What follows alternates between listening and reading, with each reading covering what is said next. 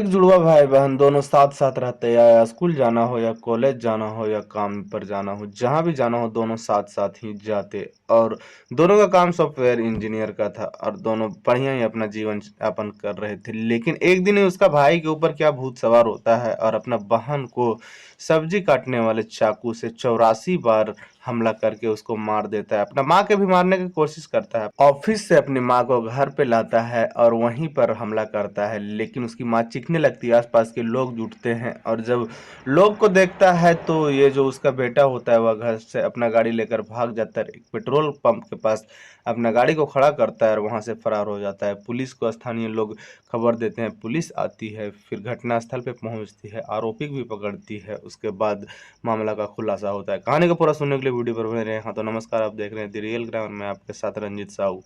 मुरादाबाद के मंझूला थाना क्षेत्र के बुद्धि विहार सेक्टर 2 में एक गणेश पार्क के पास एक किराए पर कमरा लेकर एक परिवार रह रहा था, जिस परिवार में टोटल 3 लोग होते हैं। एक माँ जो कि नीलिमा होती है और एक बेटी जिसका नाम हिंसिका होता है और एक बेटा जिसका नाम हार्दिक होता है।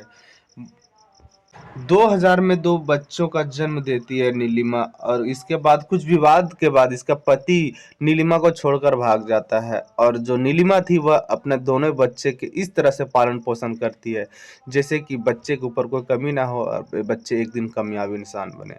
और वक्त साथ देता है और बच्चे एक दिन कामयाब इंसान भी बनते हैं। नीलिमा भी जो थी वह एक इंश्योरेंस कंपनी में, प्राइवेट इंश्योरेंस कंपनी में काम किया करती। सब कुछ अच्छा चल रहा था, लेकिन 2025 का वक्त आता है और फिर जो ये हार्दिक होता है उसका काम छूट जाता है, छोड़ देता है, और उसको भूत सवार होता है कि अब हम यूट्यूबर बनेंगे। यूट्यूब पर भी काफी ज्यादा पैसा है, तो क्यों ना हम अभी यूट्यूबर बने। बैठे हुए भी था वह। अब वो क्या करता है, यूट्यूब पे चैनल भी चालू करता है, इंस्टाग्राम भी चालू करता है। इंस्टाग्राम चालू करता है और इंस्टाग्राम पे कुछ लोगों को वह फॉलो करता है और फॉलो करने का भी रिक्वेस्ट भेजता है। वहीं पर एक लड़की से मुलाकात हो जाता है हार्दिक को, और दोनों में दोस्ती होता है। पहले चैटिंग के जरिए बातचीत होता है, उसके बाद दोनों नंबर एक्सचेंज करते हैं, फ़ोन पे भी बात करने लगते हैं। यह करीबन 6-7 महीना का वक्त कटा था इन दोनों को बातचीत करते हुए। उसके बाद हार्दिक जो था वह अपना बहन को बता देता है कि हम एक लड़की से प्यार किया करते हैं और उसी से शादी करना चाहते हैं, और वह मुस्लिम समुदाय के से आती है, हमें तो कोई तरह का दिक्कत नहीं है। तो उसकी बहन वहीं पर राय दे देती कि नहीं, वह लड़की से तुम्हें शादी नहीं करना है, तुम्हें बात तक भी नहीं करना है। वहीं हार्दिक को गुस्सा आता है, अपने बहन के पास थोड़ा बहुत उस वक्त लड़ाई करता है, और फिर जो उसकी बहन थी वह अपना माँ को बता देती है कि भैया जो है वह एक मुस्लिम लड़की से शादी प्यार करते हैं और शादी करना चाहते हैं। माँ भी गुस्सा जाती है और तीनों में कहीं ना कहीं थोड़ा अनबन हो जाता है, एक दूसरे से बात करना कम कर देते हैं। लेकिन जो हार्दिक था वह अपना निजी जीवन के बारे में यूट्यूब पर, इंस्टाग्राम पे दिखाया करता है। एक इसके पास वैन होता है, वह जहाँ घूमने जाता है अपने तीनों परिवार के साथ जाता है, माँ और बहन और खुद से जाता। तो उसका वीडियो एक बनाता और यूट्यूब पे डाला करता, और इसी तरह से चल रहा था। अब होली का वक्त आ जाता है 2026, और होली भी बढ़िया से खेलता है, कोई भाव कोई सितम नहीं था हार्दिक के चेहरा पे। और होली खेलने के बाद कि पता नहीं उसके ऊपर क्या होता है। 6 मार्च का दिन था, उसकी माँ जो थी वह ड्यूटी पे गई हुई थी। वह प्राइवेट कंपनी में काम किया करती थी और वह ड्यूटी पे हर रोज जाया करती। होली खत्म होने के बाद वह 6 तारीख से ही ड्यूटी ज्वाइन की थी। अब होता क्या है कि घर पे बहन अकेली सोई हुई थी। अब हार्दिक को कौन सा बात पे गुस्सा आता है, वह किचन में जाता है और सब्जी काटने वाला चाकू उठाता है और अपने बहन के पास जाता है और अपने बहन के शरीर के ऊपर चाकू बरसाने लगता है। 84 बार चाकू मारता है, बहन का तड़प तड़प के वहीं मौत हो जाता है। अब हार्दिक जो था वह अपना कपड़ा चेंज करता है और गाड़ी लेता है, पहुंच जाता है अपना माँ के ऑफिस, और वहां जाता है और अपनी माँ के पीछे तरफ खड़ा होता है, अपनी माँ के आंख दबाता है और बोलता है कौन है माँ, बचाओ। तब माँ तो पहचान लेती है, बोलती है कि हार्दिक हो तुम। उसके बाद बेटा हार्दिक बोलता है कि हमें तुम्हें कुछ सरप्राइज देना है। उसकी माँ को भी लगता है कि शायद कोई नया कंपनी में जुड़ने वाला होगा, या तो फिर होली का त्यौहार खत्म हुआ इसलिए हमें कुछ सरप्राइज देना चाहता है। और वह हार्दिक बोलता है कि अभी चलो मैं छुट्टी ले लेता हूँ ऑफिस से, और छुट्टी लिया जाता है और हार्दिक और उसकी माँ वहाँ से निकल देते हैं एक ही वैन पर। दोनों कुछ पल का वीडियो भी बनाते हैं उस वक्त। और फिर हार्दिक जो था वह अपना घर पहुँच जाता है, और घर पहुँचने के बाद अपनी माँ को उतरने के लिए बोलता है कि चलिए घर चलिए। घर जाता है हार्दिक अपने माँ को लेकर, और नीलिमा जिस कमरे में थी उस कमरे में लेके जाता है। उस वक्त क्या किया था हार्दिक की, नीलिमा के ऊपर एक बेडशीट और भी कपड़े डाल रखा था। पता नहीं चल रहा था, शरीर को ढक दिया था, बस फेस दिख रहा था। पता नहीं चल रहा था कि नीलिमा को मार दिया गया है, उसके वह खून से लथपथ है।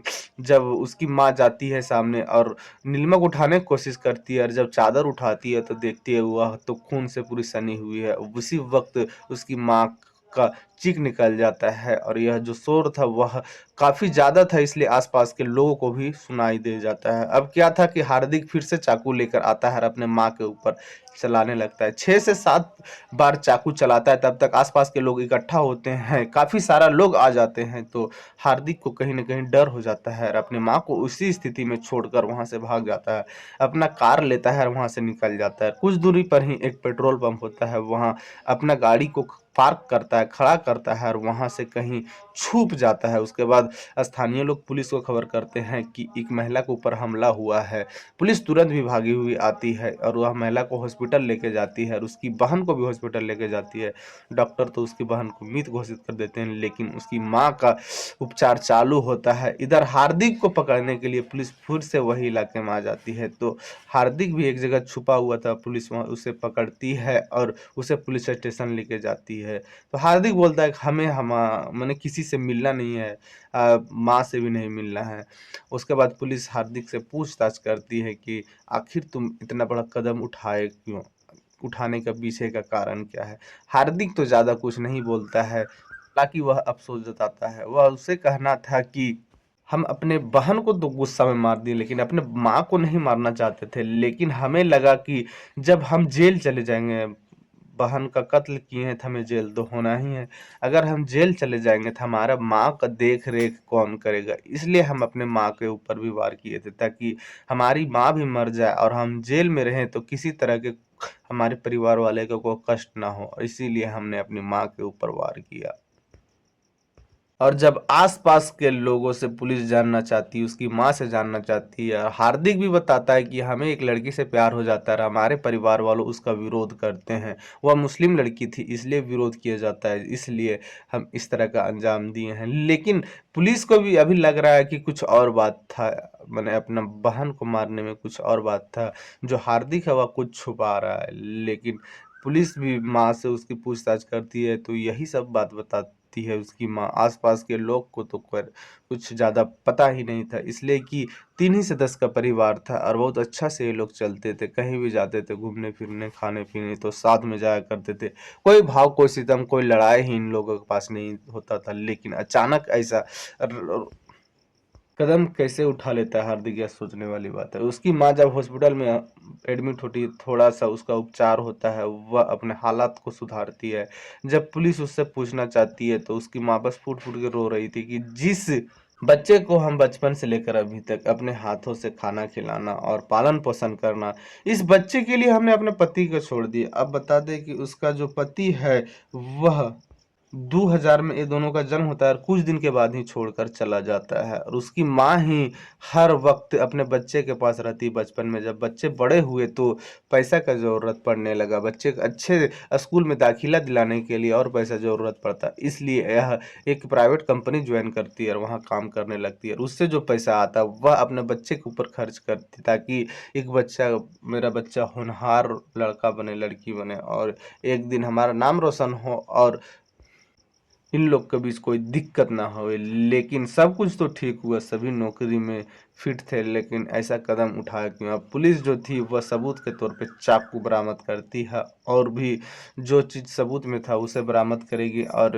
हार्दिक के ऊपर चार्जशीट तैयार होगा, और फिर हार्दिक को कोर्ट भेजा जाएगा, और फिर सभी सबूत और गवाह के माध्यम से हार्दिक को सजा मिलेगा। अब सजा का इंतजार है हार्दिक की। इस कहानी में इतना ही। जय हिंद, जय भारत।